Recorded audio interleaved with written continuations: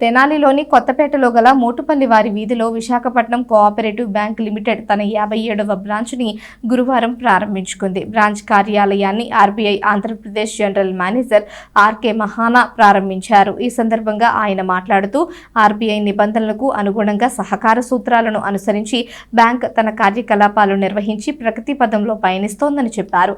Bank chairman JV Satyanarayana Murthy మాట్లాడుతూ 1916లో ప్రారంభించిన the Visakhapatnam cooperative bank limited 1983లో మానం ఆంజనేయులు చైర్మన్ గా ఆయన మార్గదర్శకత్వంలో బ్యాంకు పురోగతి చెందుతుందని చెప్పారు. దేశంలోనే సహకార రంగంలో మొదటి బ్యాంకుగా గుర్తింపు ఈ బ్యాంకుకి లభించిందని చెప్పారు. 57వ బ్రాంచ్ ని తెనాలిలో ప్రారంభించుకోవడం సంతోషంగా ఉందని చెప్పారు.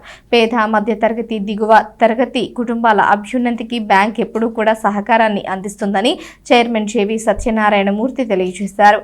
ఈ కార్యక్రమంలో Sheikh Abdul Jilani, VPS Rangaraju, M Venkataratnam, DL Kantharao, B Srinivas Yadav, G Venkateswararao, KV Sujatha, M Hariprasad, Gogineni Subbarao తదితర ప్రముఖులు పాల్గొన్నారు.